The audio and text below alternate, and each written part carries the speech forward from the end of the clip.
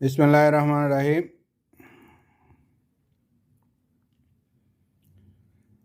জামাত শিবির আওয়ামী লীগের স্টাইলে আগামী নির্বাচনে অংশগ্রহণ নিতে যাইতেছে। বিভিন্ন বাড়িতে গিয়া মানুষের ভোটার লিস্ট সংগ্রহ করতেছে, নাম, ঠিকানা, ভোটার আইডি, ভোটার নাম্বার সব কিছু সংগ্রহ করতেছে ভোট কেন্দ্রে গিয়া জাল ভোট দেওয়ার উদ্দেশ্যে। তো আমি জাতীয়তাবাদী দল বিএনপির উদ্দেশ্যে একটা কথা বলি, বিগত বছরগুলোতে আপনাদের স্বতঃস্ফূর্ত অংশগ্রহণ ছিল, আন্দোলন সংগ্রাম করেছেন, হামলা শিকার হয়েছেন।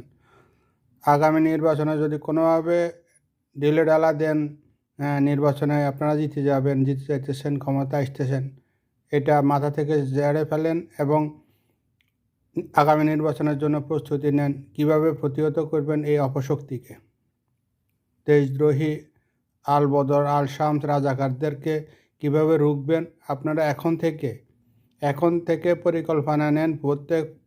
প্রত্যেক ভোট কেন্দ্রে পাহারা দিতে হবে। প্রত্যেক প্রিজাইডিং অফিসারকে এরা বিভিন্ন ফলবান দেখাবে, যেখানে ফলবান দেখাবে, যেখানে শক্তি দেখাবে, এরা সেভাবে নামতেছে 71-এর মতোই। অতএব আমরা দেশপ্রেমিক জনগণ এদেরকে যে করি হোক, যেভাবে হোক প্রতিরোধ গড়ে তুলব ইনশাল্লাহ।